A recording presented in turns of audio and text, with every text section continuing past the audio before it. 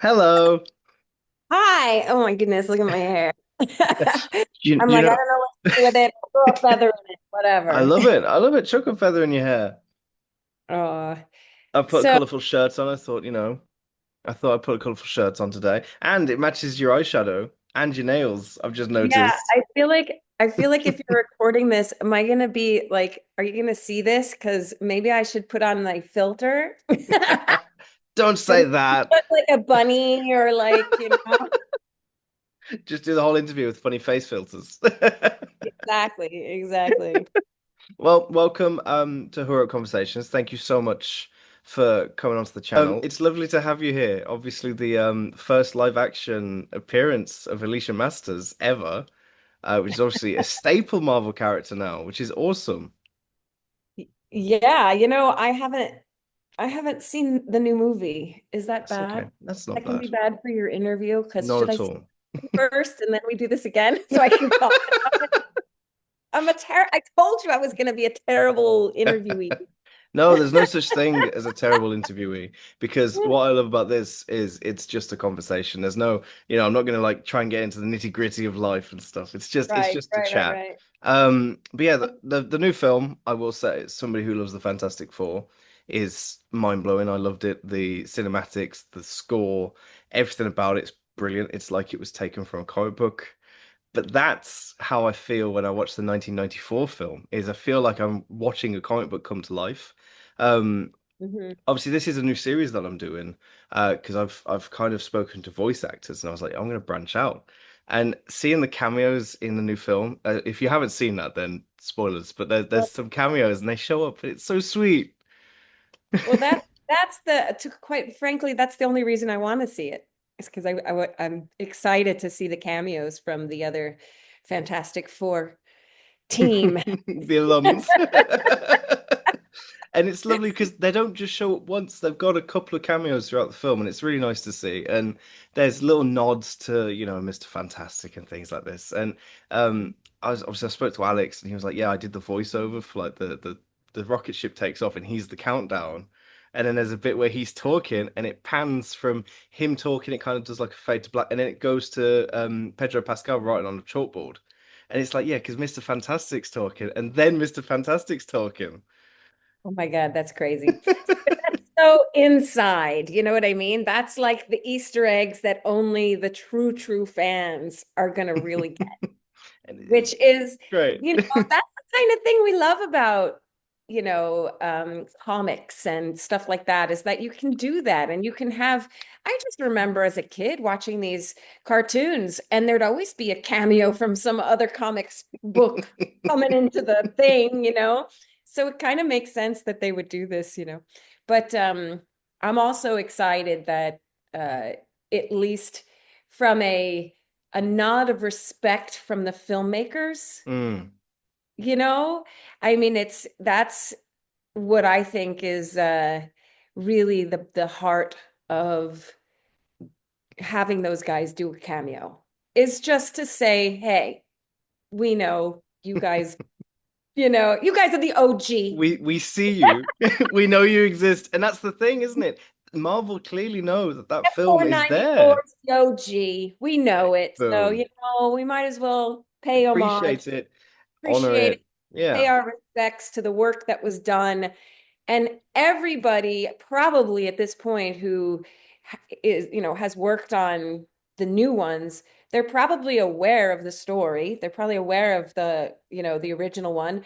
And they're all filmmakers, actors, crew, whatever, who have worked up the ranks and have busted their ass for a shot and a big break. Yeah. So they also have the empathy to and the compassion to understand what it was like for everybody who worked on this movie at Corman, because they really did, and I remember they really did think that this was going to be their big breakout movie and finally put them on the map for Yeah. feature you know um and so I think especially for those that were out in front, the director, the cast, everybody was really dependent on this for our next jobs. Mm. You know, it's kind of like, okay, this is going to legitimize me.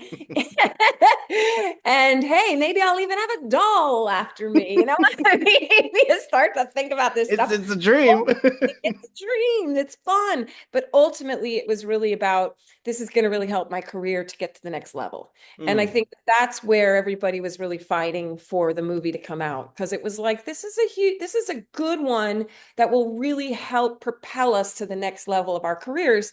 And everybody who worked on this movie were, you know, very trained actors and schooled filmmakers and people who've worked in the industry for a very long time. And it was a big blow to not have this come out, Yeah. for everybody. So it was too bad. But at the same time, I feel like little cult thing, Oh yeah, has 100%. lasted way longer than if it was like had come out, you know? It's brilliant Cool. how many people are still talking about it and how many people because I post these videos, I put these announcements out. I'm trying to trend this hashtag going on. I'm really trying to push it because to me that film is such a love letter to like the Fantastic Four mythos and the characters. Like everybody in that film is working their ass off to show this true character. And as a massive fan of the Fantastic Four, like I said, when I'm watching it, because I do watch it, because I have, you get copies and things like this, and I love it. And it's such like it's I'd like to say it's like a guilty pleasure film, like oh, what do I want to watch tonight? It's been a long day. I'm just gonna chuck on the 1994 Fantastic Four film and enjoy it. And that's what I want to. I Good want that. laugh. Yeah, it's exactly what I'd expect in like a 1990s comic book film. Hmm. You've got the kind of the big standout costumes. I mean, you've got Joseph Culp's Doctor Doom being so like a Phantom of the Opera-esque, like really dramatic and it's brilliant to see and it's brilliant to watch because of those elements. And again, it's so true to the source material. And I want that to be Well, we shared did with have so many people. a couple serious, guys that came from theater and method acting. Mm. So, and I even came from New York, as far as when I started really studying. And so there is a level of commitment and respect to the character that I think is above and beyond, say, just costumes and makeup and Yeah. posturing, So, but that's what I think made it campy and fun, which is you have these brilliant actors who are taking it very seriously, including myself, Yeah. for better and worse. I mean, it's like, sometimes really getting into the scene and getting into it might not be what's really called for this. So when I look at my own performance, I'm like, whoa, that's over the top. But again, it works. But at the same time, here's the thing, and same with Joseph and Dr. Doom, and I'm going, he really is scary. So, but I just think that over the top, theatrics and acting and all that for this is kind of what made it give it its charm. Yeah. And one of the things that I think we all did, which was we all went to the comic book store in Santa Monica at different times. We didn't know we each did this. Funny. And talked to them about, the experts there about the comic and, picked and chose different ones and that, and started reading up on them and looking at them. And what I got from them is they were actually very funny. And I do remember the cartoons when I was younger. There is it doesn't take itself too seriously, No. you know? Um, but at the same time, it does, which is, it's like, it's over the top, the comics, but then it was also it knew how to poke fun at itself. And I Yeah. think that that's also what made the Fantastic Four different from other comics.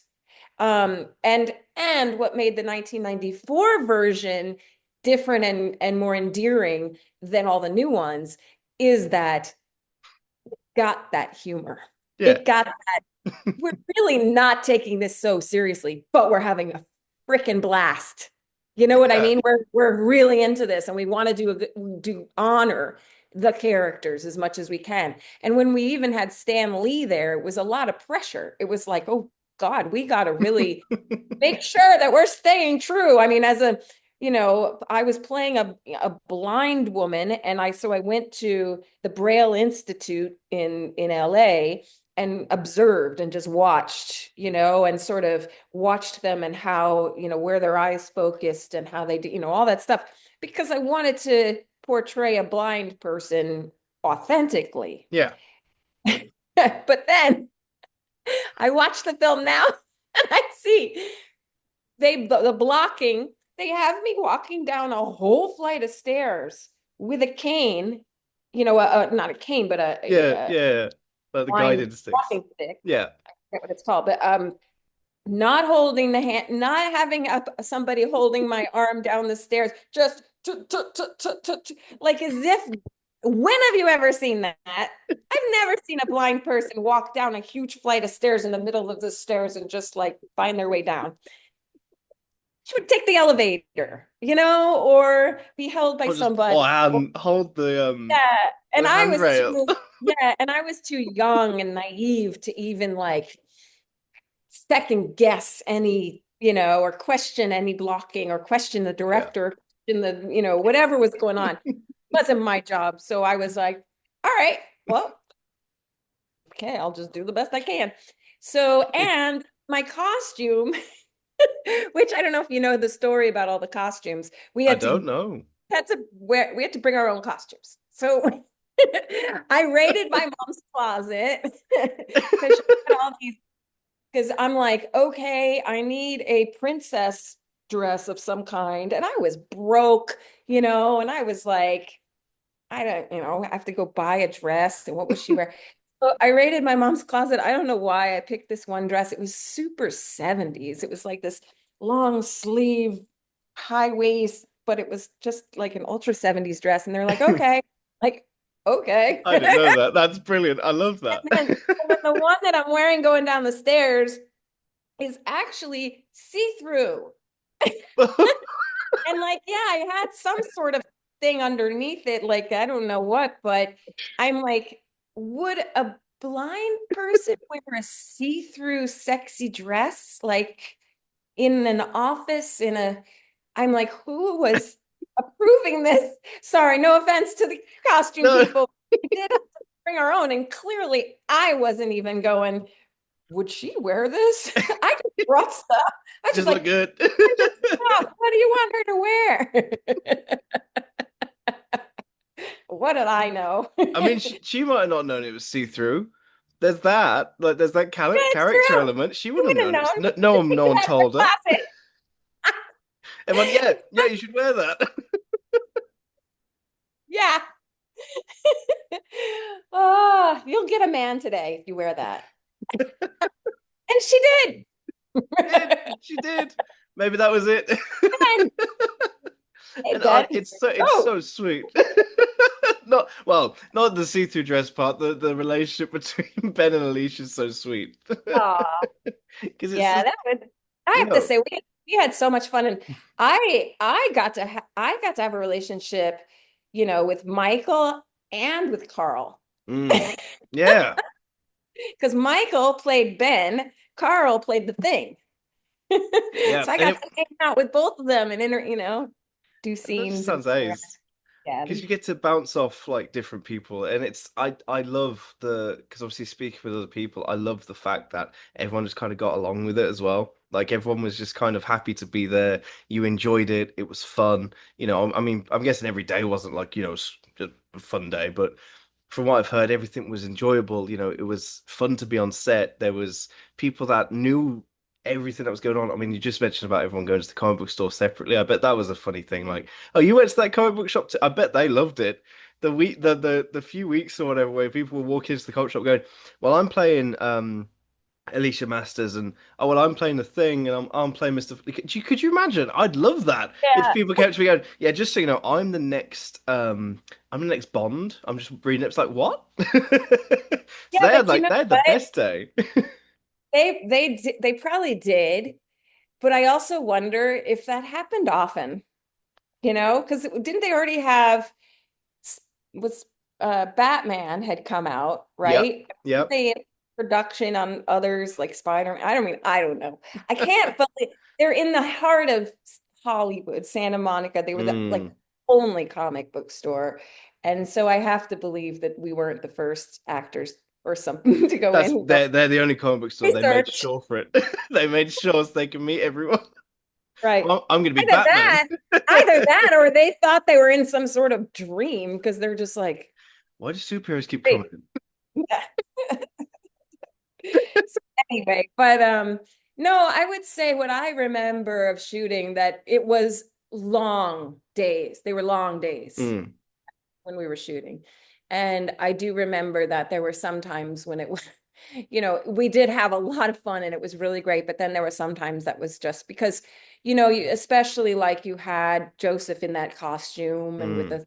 the mask and the whole thing. And then, you had, I forget the actor's name who played, the jeweler. And Oh, now I never hear about him or see him. I don't wonder what happened to him. I But believe he passed away he was brilliant. He a was few years amazing. ago. But yeah, no, because he The was Mole makeup on Man, wasn't he? so good. They did such a good job on the makeup and the even the thing is costume and everything for the budget and for what it was. I think everybody went all out. I Yeah. think everybody except maybe the costumer. Sorry. Well, except for but you know why? Because I think the costumer was because there wasn't much budget. I think the Mm. costumer put all their effort into because it was the same person, I think, doing the big costumes, Mm. as doing the day-to-day stuff. So it Yeah. was like day-to-day stuff was like, look, we're not going to worry so much about that because we're going to put all our energy into making the thing Like the and suits making and the, yeah. they're they're four and they're There's there, such a big four as well. I love it. It's gigantic. It's Yeah, brilliant. it's amazing. If you can't get, you know, I know. I love this little movie. It's It's it's lovely. It's such a brilliant film, and it's so loved. Like you said, it's there is a cult following for it. And I know I'm not the only person who wants to get it out.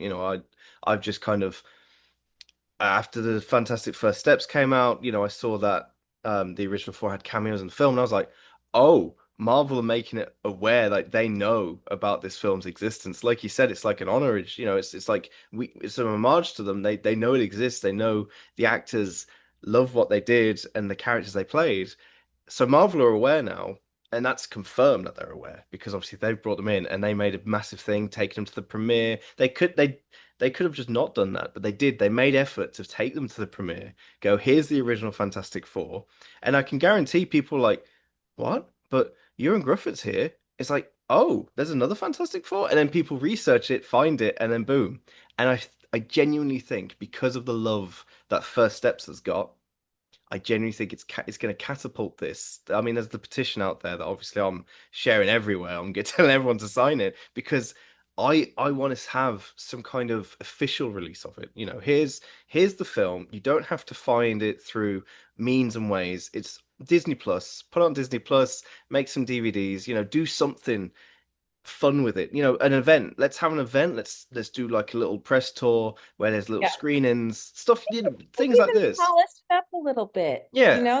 ways to, kind of remaster it, so to speak, and see if they can't get it a little bit sharper, a little bit, and I don't know if they, it's in fact, it's not necessary to try to do any special effects to it because that's part of the It's part of fun the of it. yeah, It's it's part of the like beauty of it. it's got all the like, here's the arm because this is temporarily where we're gonna CG the cool one. But all you see is this I do love the stretching effects and amazing. the It's amazing. and the You're fight just like, scenes.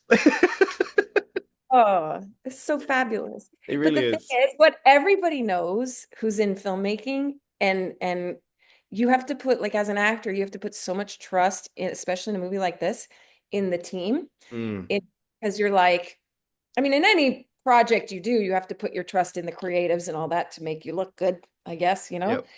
But when they tell you this is just temporary. Oh, they're just doing this because they're going to do in post, they're going to do the effects and da, da, da. You're like, sure. You don't think the movie's going to get released that way. So, like, even on the most amazing movies, and like the new one, there's a stage in there in the Yeah. very beginning when the guy is just running on a treadmill, in a green screen, and he's looking like an idiot.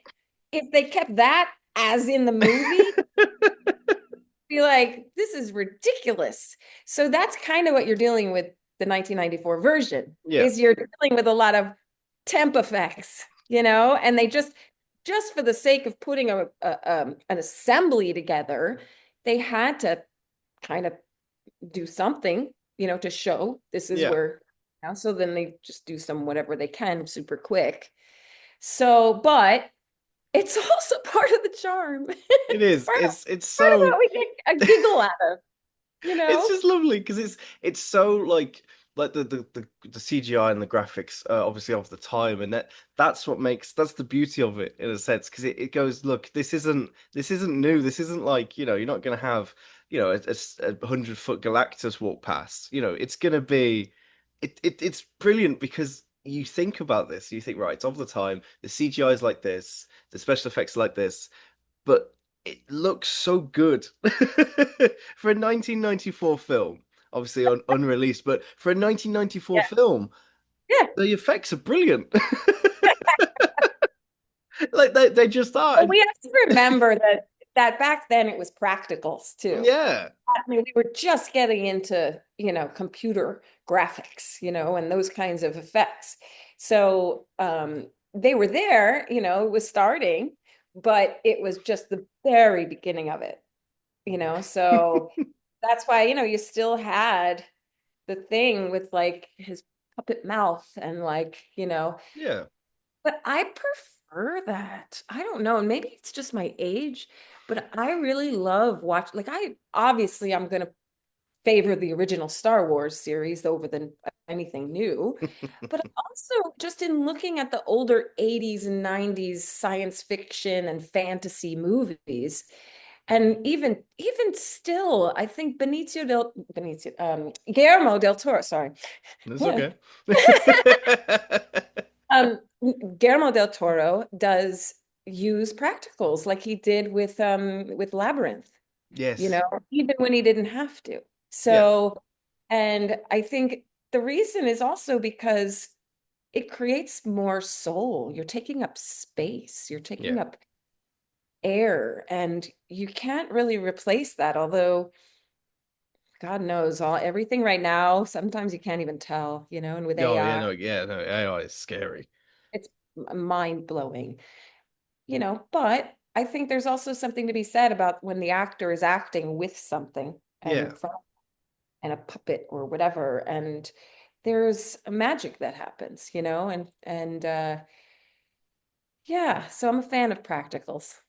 So I was amazed because so I went to the London premiere of First Steps. I went there, and I went and did the whole experience. Went and watched some footage, sat down, there was an interview with the cast. Galactus's costume is practical. And Oh, I love that. Ralph Ineson was sitting there going, yeah, all the fingers they articulated, every finger moved.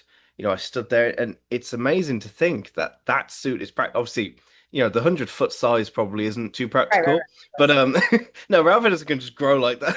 Yeah, No, yeah. but the suit itself is practical, and I thought that is so brilliant. And like the thing is, I think he's semi-practical, so in some scenes he's practical, and they touch it up a little bit. But I Right. was I was blown away because it made me so happy to think, everything you're seeing is near enough practical. Like the stages they're on, the sets, all the buildings. There's so many elements, and you can tell when It something like makes a that, difference, yeah. yeah. Because, Yeah. like you said, you can see the connection. If you're acting with, I don't know, a blue blob, on a sound stage, it's not going Mm. to feel the same as acting with, I don't know, somebody with like the suit on with like a little extended head, so you know the eyeline and things like that, and you can see that. CGI has come a very long way. Obviously, like we've said, it's very uncanny sometimes, Yeah. but there's beauty in practical effects. I love practical effects. I think they make films more believable.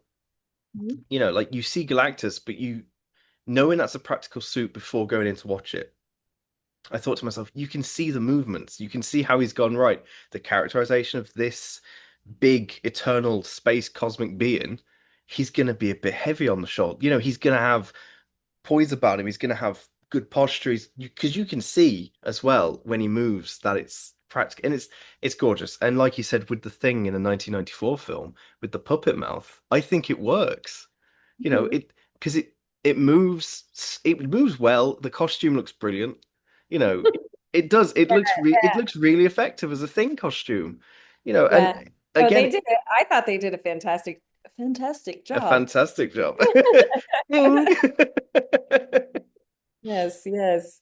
No, yeah, the costumes were amazing. But I have not seen the new movie, so I do want to see it. Yeah, And it's know amazing. now that they used more practicals. I'm excited to see it. But yeah. So yeah, this has been quite a ride. Do you want to know what's happened to Kat Green and what she's doing these Yes, days after obviously. the Fantastic Four? What happened to her? Yes, obviously you were the first live action of Alicia Masters, but obviously you've gone on to be composing, producing, and directing, I believe. Yeah, I just I blame my ADHD. I can't just do nothing. And I'm so creative and so everything is always blurred together.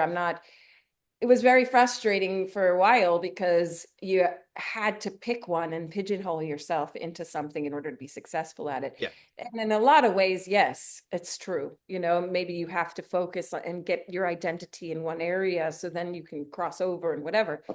But I don't know. I just couldn't, I have trouble.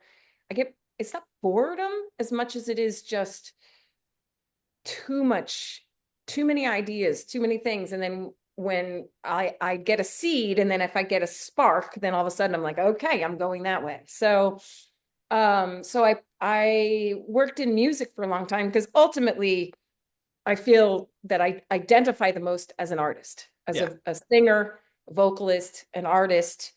Um, and then everything else, is sort of part of life and survival and work and whatever. Um, so I composed and co-composed, wrote music, published music, produced music, mostly for film and television projects.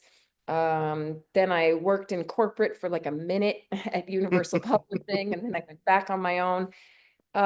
Music's my first love. I will always go, if I could do nothing else but just music, then I'd be happy.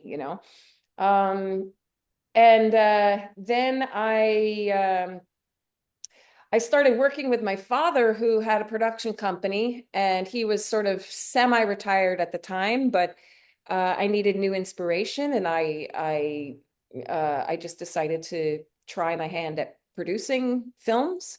So then I learned the ropes, and then I dove right in, and I just started, developing projects, ideas, concepts, scripts, whatever, and then started pitching them around the network. So then I ended up producing movies for the Hallmark Channel, got in development with Lifetime, and then started pitching series at USA Networks when there was that one. And then just, kind of did my own thing. Tried my hand at directing, directed a short film called The Big Swim. One of my friends told me a story that, her mother died very young of Hmm. breast cancer, and that she sort of lives her whole life wondering when her number is going to be up. Oh, And I kind of wondered what life would be like if you had that in the back of your head, and how you would make choices differently and what you would do. And also dealing with grief and loss and, all these things. And Yeah, and that was a very ambitious movie that we filmed in Mexico with real sharks. Because I go big or go home. So I'm like, I all love right. it. Um, and that was one of those films where I'm still friends with, a lot of the people who worked on it. They're some of my dearest friends because we were in the trenches together. When you're doing Yeah, independent movies, and you're raising money on, Kickstarter or whatever, and it's all everyone's in it for the same reason. Everyone's taking a pay cut. We're all kind of jumping in and wearing many hats, and it's and in another country. yeah, So quite an experience, and it was really, really, really special and special for all of us. So, and then after that, as far as film goes, just developed projects and then started doing this documentary. Basically, when the pandemic happened, got with a partnered with a production company, then that went south, then we got the project back, blah, blah, blah, blah. So needless to say, I still have this documentary that I'm working on right now. The documentary is about Randall Plunkett, who is the 21st Baron of Dunsany in Ireland. He inherited his castle and estate, and he decided that, much to his family's chagrin, he decided to rewild 1,000 acres of his estate in the name of climate change. And at the time when he started doing that, there was a lot of controversy about it. The county wants to build a train line that would mm, destroy the forest. He's got hunters that are, always trespassing, so he's got to stave them off, blah, blah, blah, blah. And, biodiversity and rewilding and all this stuff wasn't quite in the zeitgeist yet when he started. So, and I just, a lot of really interesting, fascinating things were happening, and I just decided to start filming it. So I have, and we are now in the process of turning it into a 3-part series. Hopefully, the network here in Ireland will pick it up, because it's really quite a wonderful yeah, journey story that he was on, and historical as well.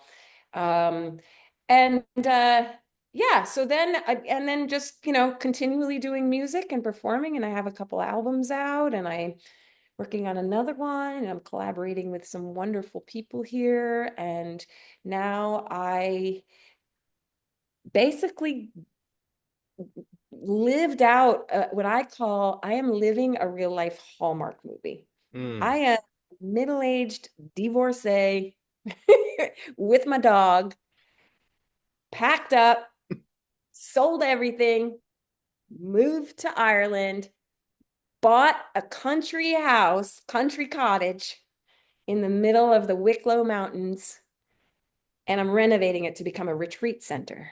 I love that. So, and I'm, going to host events and retreats and table reads and all sorts of stuff here, maybe even film here and do cool things.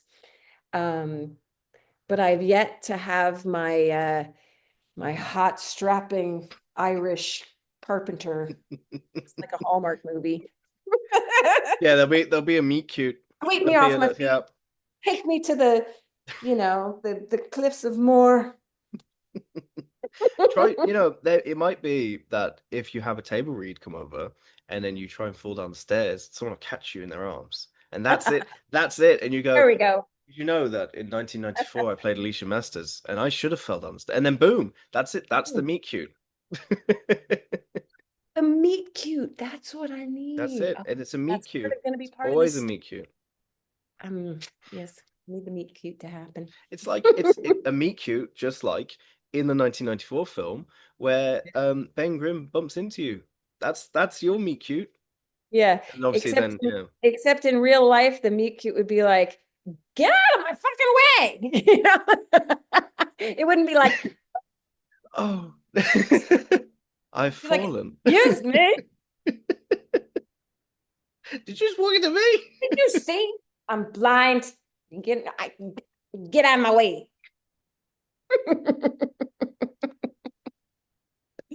Yeah. But I think it's lovely that you've stuck to the arts, you've stuck to things that you enjoy, and I think that's beautiful when you've got something that you love doing, and you give everything into it. You really like you said, when making like a solo film, when it's like you guys, Hmm.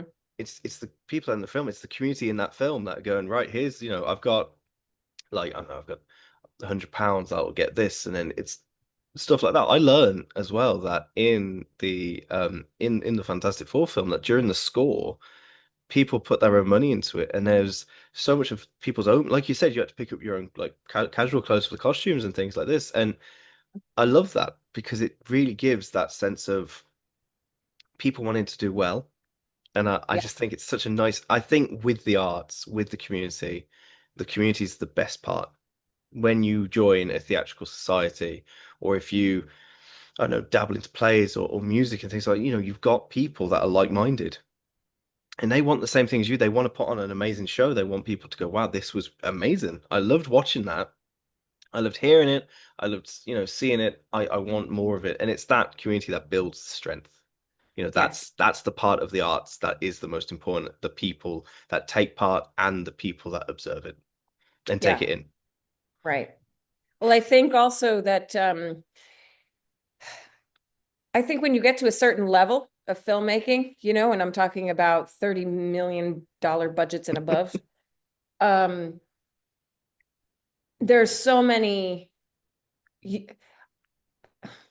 you're so restricted because not only because you have a million people who are experts and amazing doing so much for you, around you, supporting you as an actor or whatever, but also you have rules and insurances and all sorts of Yep. things. So if you do something or say something and it goes wrong, you jeopardize the whole movie. And so you get a lot more at risk. Yep. So then the parameters of where you can stretch or what you can stretch. Yeah. Fantastic. Ding. Ding. You should have that on all the interviews. Anytime someone says a double So entendre for Fantastic Four, ding, ding. and flavor. No, okay. Oh, ding. um, but other thing. So I just also think that when you ultimately Fantastic 490 F494 was a low budget independent movie. Yeah. And I think all of us, and I can't speak for the composers or anybody else who worked on it, but I'm based on what stories I've heard, it sounds like everybody really put their heart and soul into this and was like, no, I'm going to go all out for this, even though I'm not making the kind of money that, whatever, I care. And we went outside the box and outside of the rules a bit to, you know, basically steal the movie and finish it. A little outside the rules. But isn't it such a beautiful thing though? Job, You Ollie.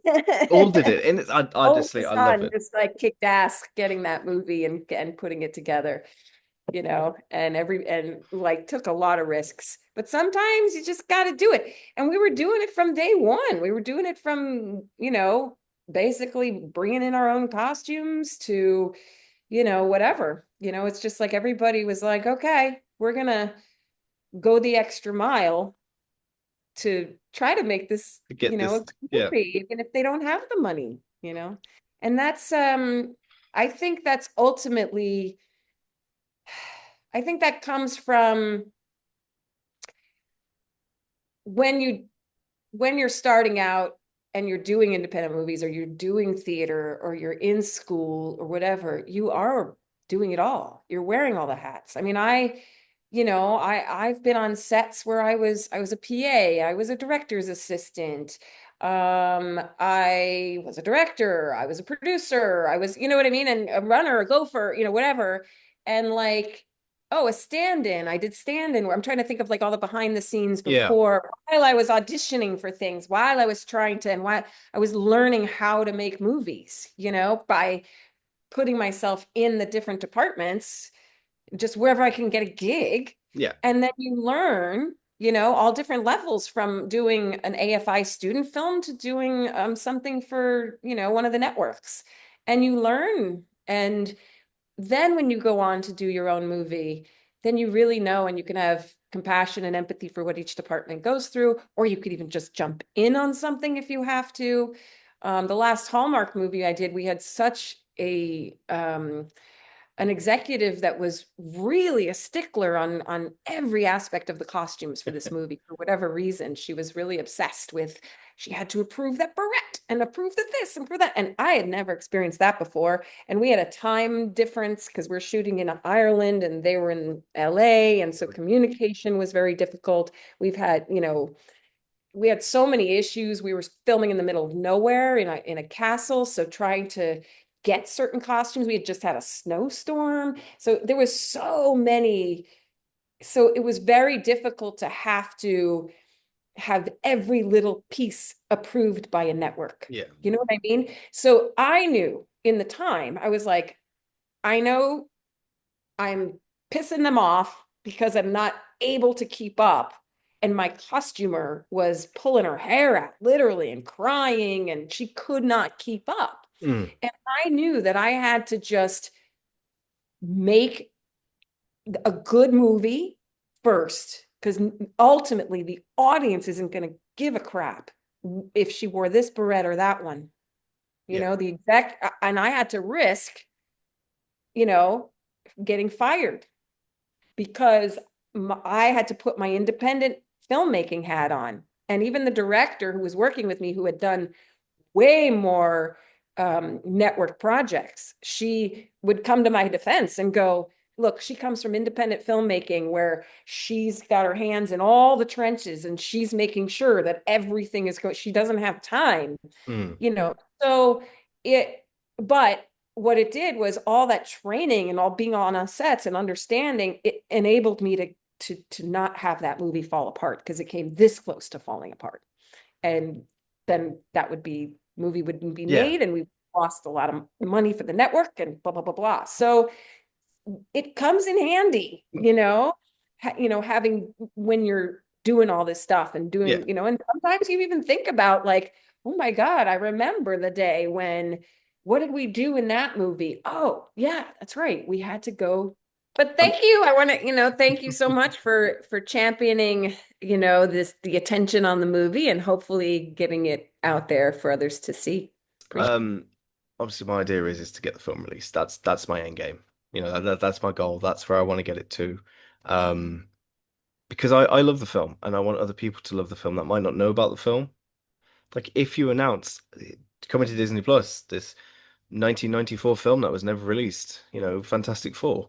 There's a massive hype around it at the moment. People are loving the Fantastic Four. Perfect Mhm. moment. That's what I see it as. I see it as an opportunity. The door's open. Gonna go for it. But yeah, Well, good honestly, luck. And if there's anything else that I can do to support you and to help, create a buzz, you let me know. Maybe we can do some content for social media it'd be or brilliant. create a page for the movie and I'll put stuff on there or something. So, I yeah. truly hope this comes to some kind of fruition. And if it doesn't, it's been fun, but it's been brilliant having you here. Thank you so much. Thank you, Anthony. It's been Appreciate a it. laugh and it's just been amazing. It You have a has. wonderful rest of your day. Thank you. And I'll speak to you soon. Okay. All Take right. care. Bye bye now. Bye bye. Bye.